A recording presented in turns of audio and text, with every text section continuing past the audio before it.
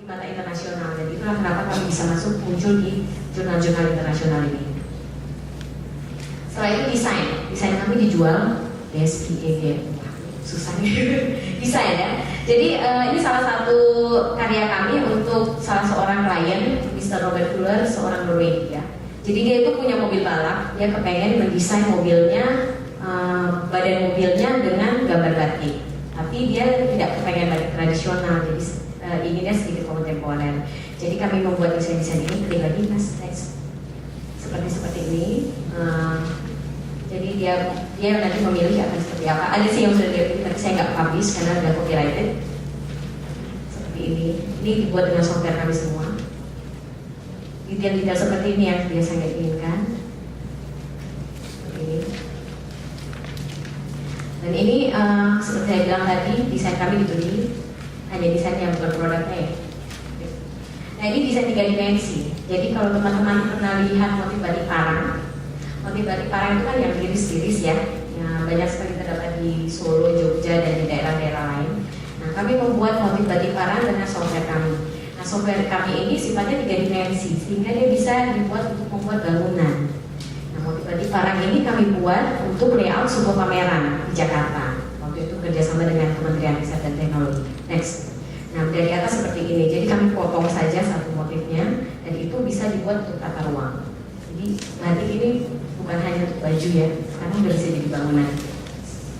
Ini produk kain batik saya, salah dua dan banyak ini koleksi tahun lalu. Ini motif yang sebelah kiri ada motif naga-naga kecil, yang sebelah kanan motif sea creatures juga.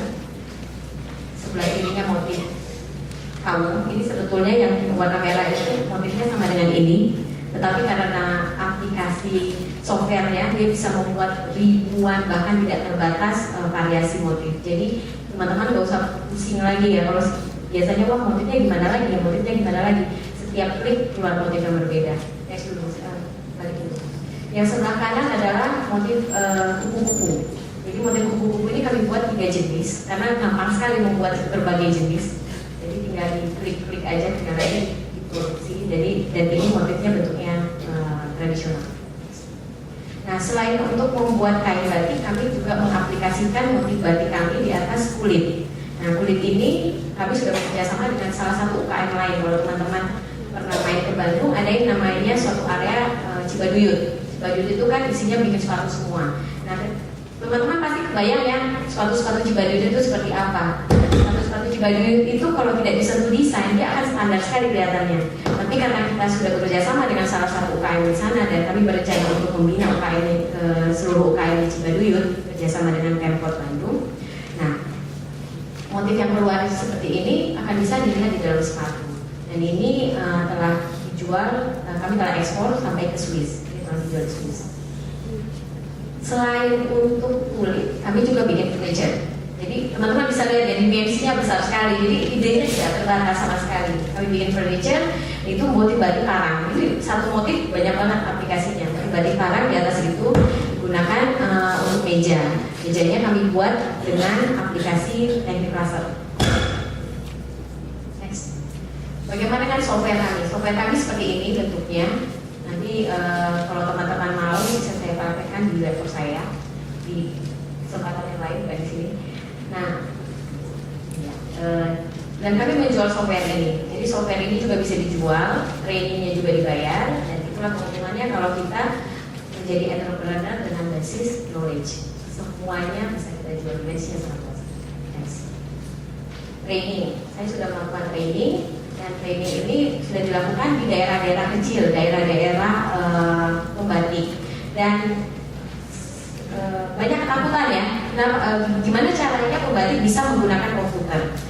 Boro-boro komputer ya, mereka nggak pernah mungkin melihat komputer, apalagi membuat batik dengan matematika. Tetapi setelah kami buktikan, setelah kami lakukan pelatihan, dalam waktu 3 hari, pembatik yang tidak pernah pegang komputer pun ternyata sudah bisa membuat motif yang cukup rumit. Jadi ini membuktikan bahwa sebetulnya pembatik kita itu sudah berpikir secara matematis. Jadi mereka itu sudah pintar dari sononya. Jadi ketika mereka disambungkan dengan komputer, ya itu udah kan naturally buat mereka. Jadi pembatik kita itu udah genius. sananya. Dalam cara berpikir mereka secara matematis. Di pengalaman, yes.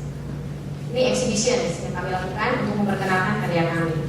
Sering sekali saya dapat pertanyaan dari teman-teman yang baru memulai usaha, bagaimana caranya mempromosikan usaha. Saya tidak pernah memberi iklan, karena iklan itu mahal ya. Jadi bagaimana caranya saya mempromosikan usaha saya, dan saya nggak punya toko. Bagaimana caranya saya berjualan lewat exhibition dan lewat online. Setelah itu kami melakukan launching. Launching ini, launching software kami yang versi kedua kami lakukan di Leeds Megaplex, jadi di bioskop di Bandung, dan dibuka oleh Bapak Menteri. Setelah itu kami ikut Jakarta Trade Show dan kerjasama dengan fashion designer. Jadi supaya kita nggak keluar duit lagi untuk bikin bajunya, kita kerjasama dengan fashion designer. Ini trik-trik bagaimana caranya berbisnis dengan modal dengkul. Jadi nggak pakai duit, tapi pakai duit orang lain. Ini Jakarta Fashion Trend juga. Itu partner saya namanya Era Sukamto. Dia yang ngedesain bajunya, saya yang provide batiknya. Sama-sama untung. Dan ini Bapak-Bapak Menteri ini adalah customer saya. Dan ini juga customer saya.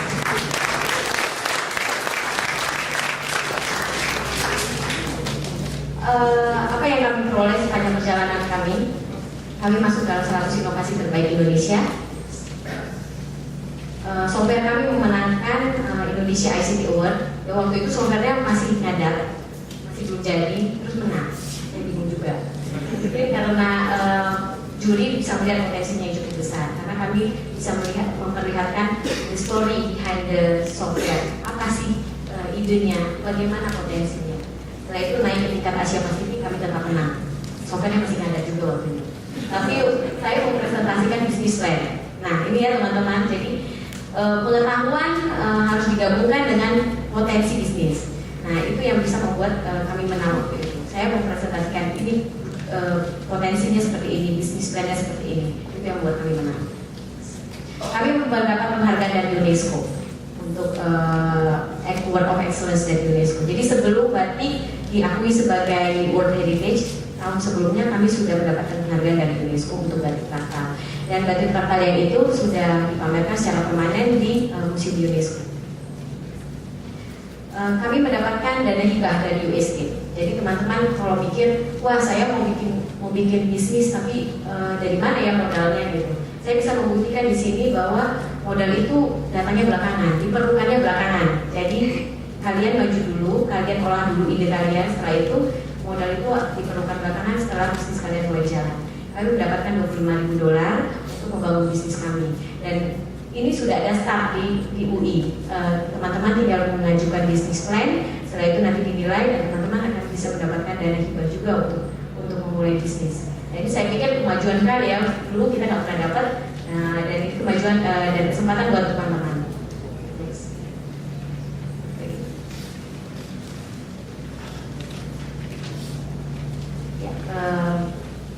Kami masuk di dalam beberapa media, jadi terkenal, tinggi. Kami menjual matematika dan saya pikir saya mempresentasikan di sini teman-teman bagaimana eksplorasi sebuah ide.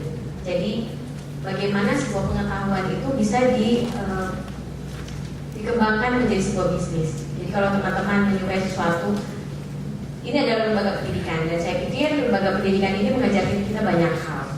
Jadi apa yang kita pelajari di sini betul-betul bisa dibuat menjadi bisnis. Kami adalah grup dari 3 orang yang sangat berbeda. Saya sendiri berasal dari Fakultas Ilmu Komunikasi dari UNPAD. Teman saya adalah dari jurusan matematika, dan teman saya satu lagi dari arsitektur.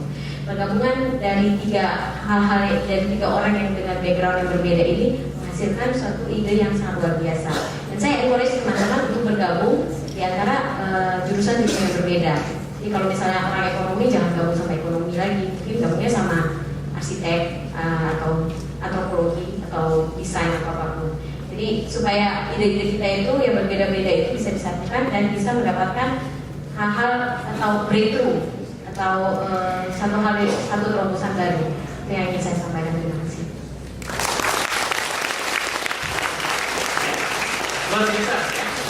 penampilan yang sangat menarik ya, presentasi yang bagus dan sangat inspiring kita semua.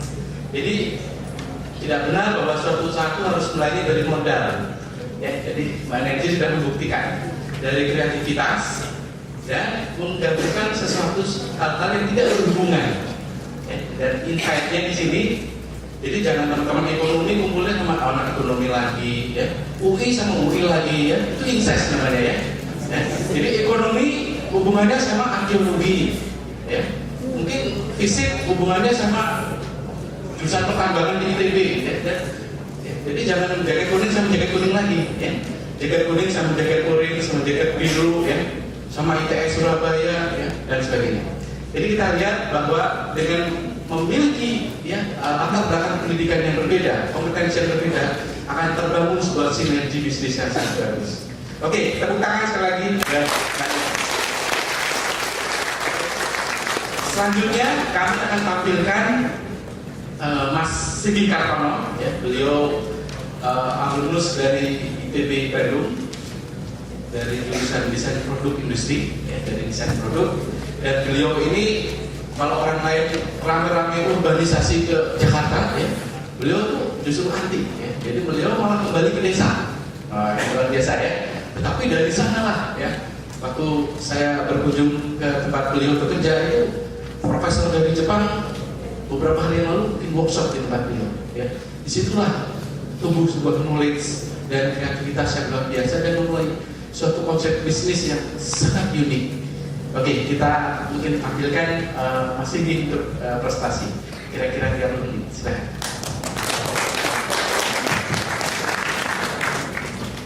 Terima kasih untuk yang telah diberikan kepada saya. Selamat pagi. Selamat siang. Selamat siang. Pertama saya ingin memberikan satu ucapan selamat untuk Nancy, ya. Luar biasa sekali. Saya belajar banyak dari situ. Ya, saya ingin koreksi sedikit. Saya berasal dari Temanggung, jadi saya tidak dari Bandung. Saya sekolah di Bandung dan saya tidak laku di Bandung sehingga saya harus pulang ke Temanggung karena istri saya orang Temanggung. Tapi setiap lebaran jadi lebih enak karena saya nggak kemana-mana. Orang lain sibuk mudik, pusing. Saya di rumah tunggu oleh-oleh. Dan hampir semua teman yang ada di berbagai kota di Indonesia, Jakarta, dan orang-orang dari luar akhirnya datang ke tempat saya. Ini satu hal yang pada tahun 95 ketika saya pulang kampung, saya mengatakan hal yang sama pada para perajin saya. Nanti akan banyak orang datang ke tempat kita kalau kita berhasil membuat sesuatu hal yang berkualitas. Dan sudah mulai dibuktikan. Oke, saya akan mulai presentasi tentang kegiatan saya. Saya tidak membuat presentasi khusus. Ini presentasi yang selalu saya bawakan di mana-mana. Oke. Ini foto workshop saya. Ini grup semua terakhir. Saya punya 30 perajin yang semuanya sebenarnya tidak pernah bekerja di kerajinan kayu. Jadi semuanya fresh. Dan mereka bukan orang-orang yang pintar, mereka orang-orang yang sebenarnya saya tuh di desa dapat sisa-sisa, ya. Jadi orang yang anak-anak yang kuliah, anak-anak yang sekolah di SMA swasta, SMA swasta yang kelasnya rendah. Jadi semua yang pintar itu pergi. Next. Itu tadi cerita yang berhasil, cerita saya sekarang. Tapi tahun 2004 saya mulai dengan ini. Tahun 2004 itu mobil PB itu belum ada, yang ada Vespa. Saya membuat foto ini tahun 2005 karena saya ingin saya abadikan kesengsaraan saya untuk menjadi inspirasi bagi yang lain.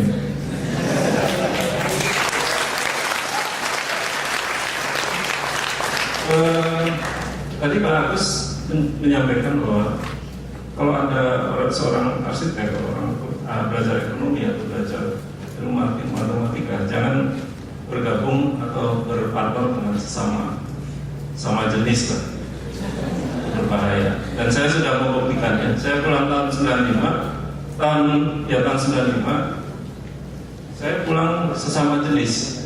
Saya pulang dengan partner satu studio di Industrial Design di Bandung, sama-sama idealis.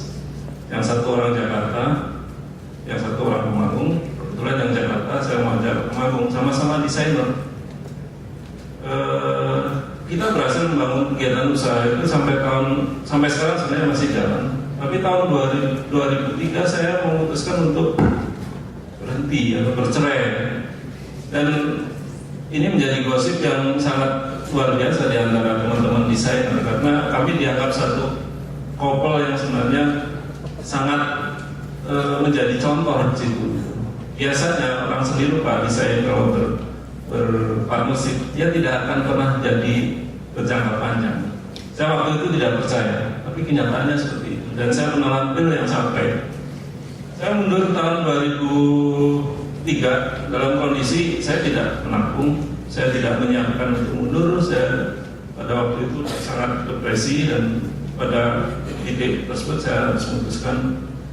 Betul, saya hampir depresi karena pada satu malam saya sudah hampir tidak bisa terkontrol dan saya tanya ke istri saya harus mundur. Istri saya bilang, ya dengan berhati. Oke, saya sudah punya satu anak, saya belum punya rumah, tempat kontrakan. Tapi saya harus mulai betul-betul dari nol tanpa modal. Saya hanya ada Vespa, rumah kontrakan. Saya harus mulai kembali ke gambar yang pertama, yang rumah saya Bex. Saya mulai menggergaji sendiri di depan rumah ini. Mesin gergajinya saya utang dari toko, padahal cuma 500.000. Saya utang. Boleh saya bayar mundur, saya utang. Saya menggergaji sendiri. Apa yang terjadi pada siang hari? Siang hari itu para perajin saya dari perusahaan lama lewat dan lihat mantan bosnya itu sekarang jadi perajin. Ayah saya kadang-kadang nungguin saya kerja sambil berani. Tapi saya nggak pernah berpikir bahwa saya harus menyerah. Saya nggak boleh menyerah. Saya tidak boleh malu. Saya harus buktikan bahwa keputusan saya itu betul. Kemudian kerjaan itu dapat respon. Sebelum itu saya jangan menceritakan. Sebelumnya di perusahaan saya tidak memegang pemasaran. Saya nggak ngerti pemasaran. Walaupun produk yang saya buat waktu itu ekspor. Teman saya megang komunikasi ekspor. Saya waktu itu nggak ngerti internet. Alamat saya Anda bisa tulis, saya kirim email saya. singgih@skartama@jawa.com itu yang bikin operator warnet. Jadi saya tolong dong saya ajarin bikin email. Saya bikinin ini. Operator warnet, dan saya mesti sering ketemu tadi. Yang waktu itu buka email bisa 24 jam. Tapi saya lakoni. Ya. Kemudian saya juga bertanya pada teman saya tentang masalah apa sih sebenarnya yang harus saya lakukan ketika saya harus membuat produk baru. Ada satu teman SMA, dia udah berhasil, dan dia bilang, kamu harus hubungi teman kamu dari SD sampai perguruan tinggi yang kamu masih punya.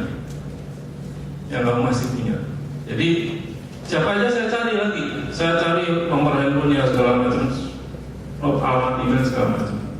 Produk yang saya buat waktu itu, saya buat radio terus terang. Saya masih buat beberapa box dari kayu singon. Saya kirim beberapa teman, saya kirim fotonya. Ada beberapa respon, tapi lebih banyak atau lebih sedikit sebenarnya respon itu. Tapi intinya apa adalah bahwa ada lebih banyak orang yang tahu apa yang kita lakukan. Dan seperti Mbak Nancy tadi bilang, saya ini pengusaha yang super dengkul ya, nggak punya apa-apa. Bahkan ke warnet aja harus ngitung duitnya. Jadi waktu itu pokoknya intinya semua ngerti. Dan yang harus dijaga adalah kualitas. Saya memberikan sesuatu itu walaupun saya terbatas adalah kualitas. Ya. Dan semua orang tahu kualitas saya. Dan ini berita yang bagus yang terus salurkan. Oke. Kemudian kenapa saya membuat workshop di tempat saya itu? Sekali lagi saya nggak punya kapital. Saya nyewa tempat, saya harus bayar uang, saya harus bayar jaringan listrik baru, saya harus bayar orang jaga. Yang ada di tempat saya adalah ruang tamu rumah saya. Sebenarnya itu juga bukan rumah saya, kontrakan rumah. Di ruang tamu itu sebagian ada kamar anak saya yang pertama. Jadi saya ngomong ke anak saya yang pertama, jadi, minta maaf, ini harus bergeser ke dalam ya, karena Bapak repot dan kita harus mulai dengan kegiatan baru. Ya, kemudian berjalan seperti itu dan membuat mesin-mesin sendiri. Kembali foto yang lebih awal, kembali lagi, back. Mesin-mesin ini saya rakit sendiri. Kenapa? Pertama, saya nggak punya uang untuk beli mesin baru. Kedua, saya perlu mesin yang spesial untuk membuat produk-produk saya presisi. Dan ternyata saya buat. Gergaji saya buat dari handsaw, saya bikin sliding, semua saya kerjain sendiri. Ya. Tapi Anda tahu bagaimana membuat mesin itu presisi dengan bengkel-bengkel yang ada di kampung. Kita harus membuatnya presisi dan kita harus mengawasinya. Ya. Karena kita tidak bisa nyerahkan, saya punya desain gergaji, saya kasih bengkel, nggak jadi. Ya. Saya sering marah-marahin bengkel di sana karena kalau nggak begitu dia nggak bisa bekerja presisi. Next. Ini bagian belakang rumah saya. Next. Ini di balik workshop. Jadi di balik itu ruang tamu saya, ini istri saya. Jadi kantor saya yang pertama itu di balik workshop itu bergabung dengan ruang keluarga dan segala macam. Next. Kemudian kegiatan saya berkembang. Saya nggak punya ruang lagi. Apa yang saya lakukan? Saya nggak punya uang untuk bangun gedung. Saya nggak mau utang, nggak mau segala macam. Saya ngetuk tetangga, Pak, boleh nggak ruang tamunya buat kantor saya? Jadi betul-betul ini rumah tetangga saya. Saya buat kantor untuk ruang penyimpanan kayu, untuk ruang penyimpanan komponen, dan ruang menerima tamu.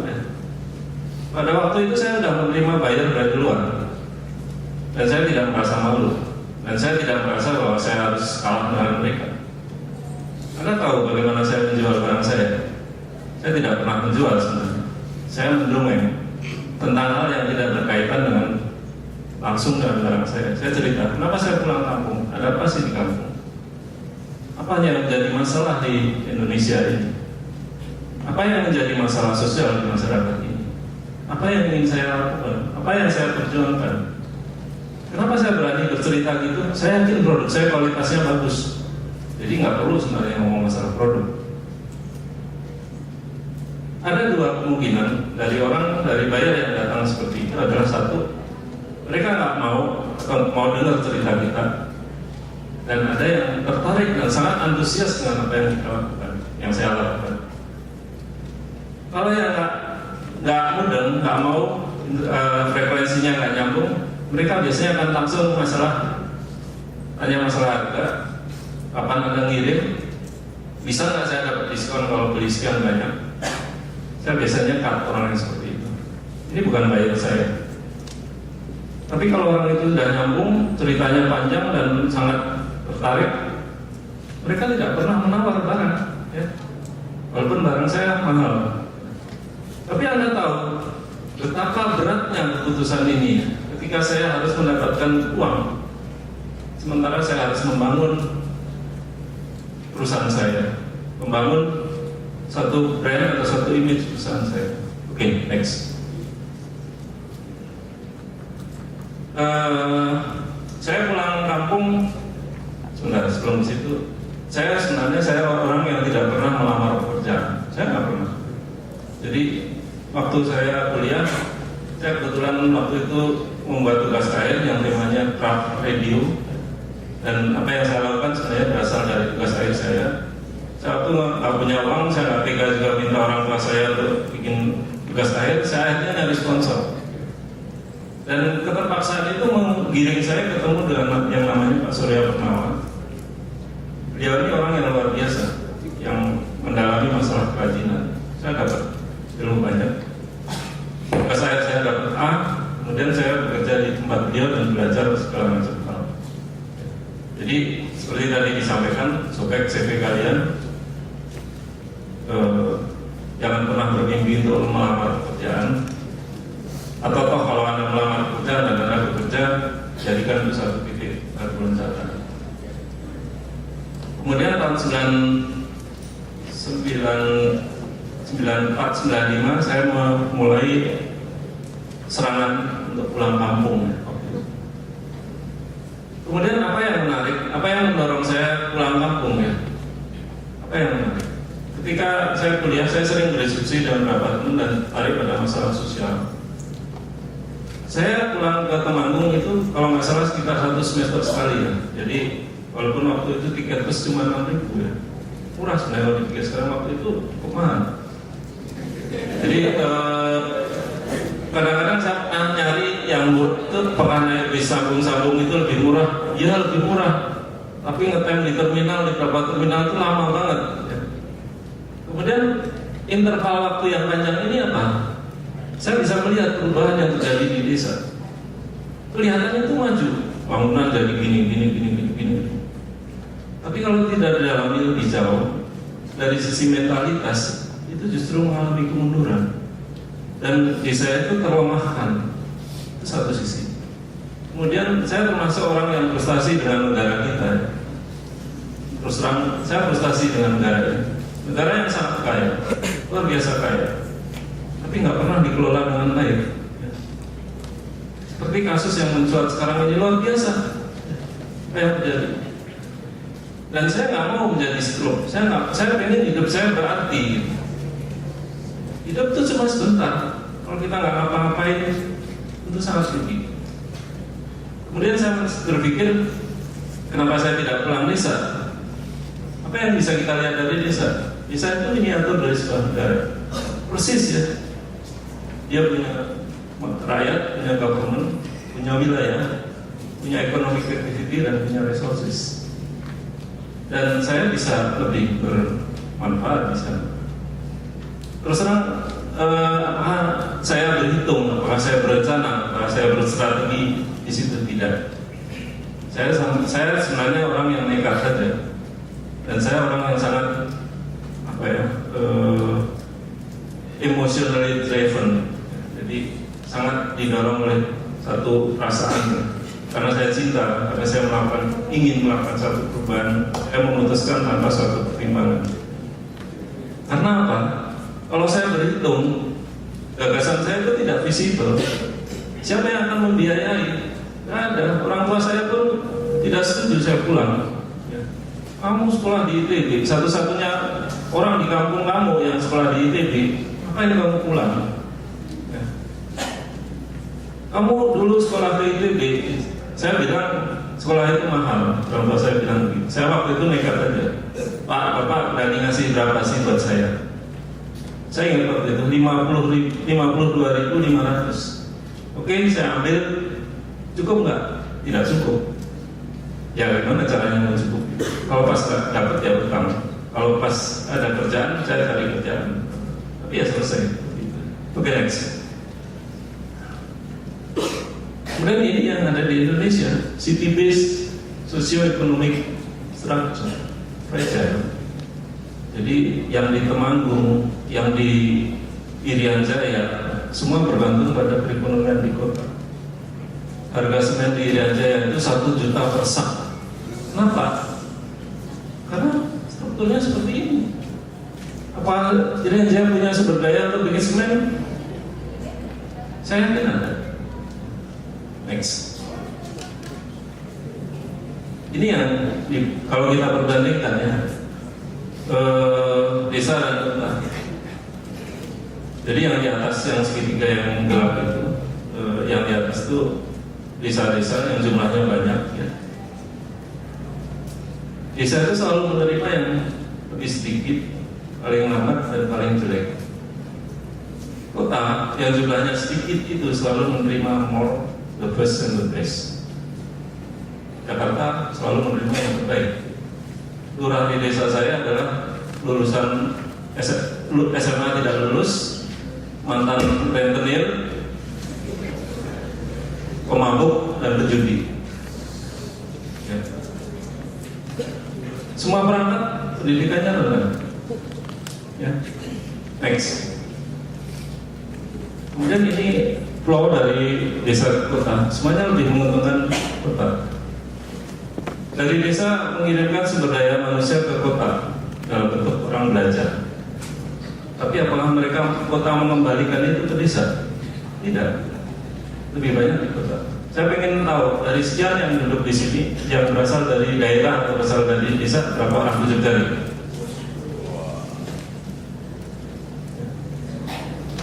Ya, saya minta kalian nanti pulang untuk mengembalikan hutang kalian ke daerah kalian.